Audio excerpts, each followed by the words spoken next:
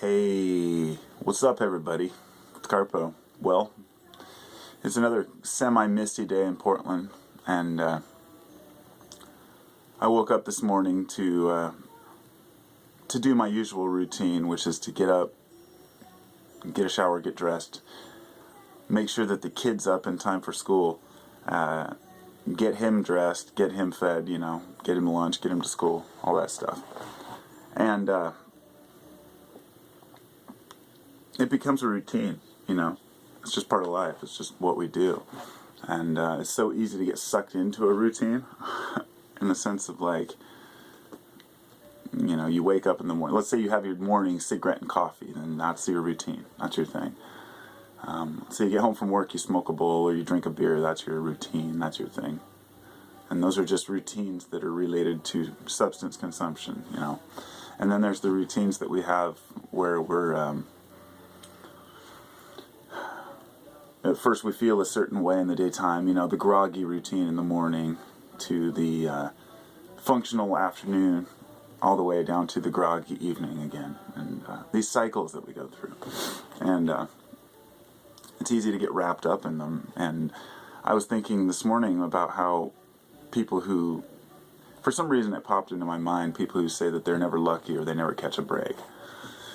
And my first question that came to mind when I thought of that was, how much are you creating for yourself? Are you making your own luck? Or are you just hoping the universe is going to provide you with everything you want? Now, if this is the case, that we're waiting for the universe to provide luck for us, then what are we doing to promote that luck? Are we putting in our efforts? Are we really putting forth our best foot forward so we can actually get something back out of it? In other words, what are we putting into the pot to get something out of it? And you'll find that many of the times that people talk about, just having rotten luck or nothing ever goes their way, they're creating their own reality and manifesting that through their intention of believing that and playing that victim idea, that victim role, and that becomes life. I refuse to play the victim role. I am in full control of who I am in my life because I have to be. I have no other choice. There was a time when I was younger where I may have thought, what am I going to be, or what kind of a person am I going to be? And at one point I had to take control and say, I'm going to be the kind of person I want to be. I'm going to be the kind of person I decide to be.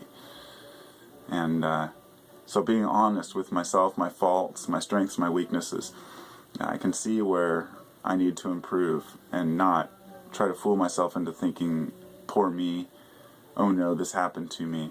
Because honestly, the things that happen to me aren't that extreme, at least not at this point in my life. I've, over the last couple of years, actually a year ago from today, basically, my back was excruciatingly painful, and I lost my ability to do construction.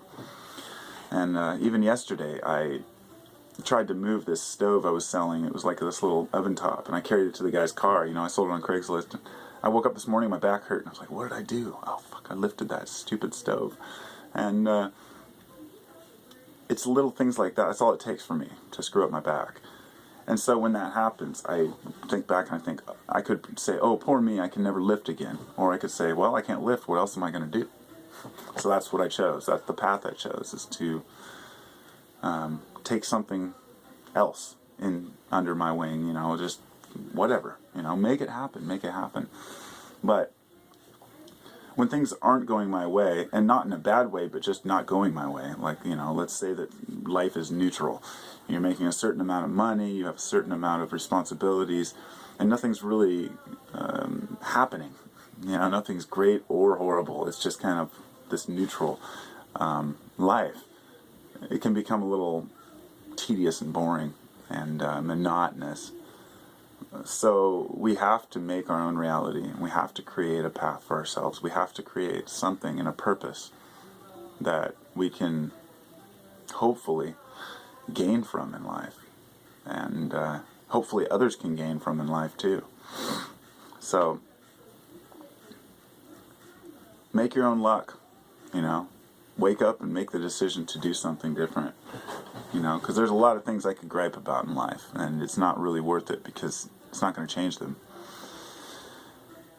And I've been down that road, and I've seen it from both sides.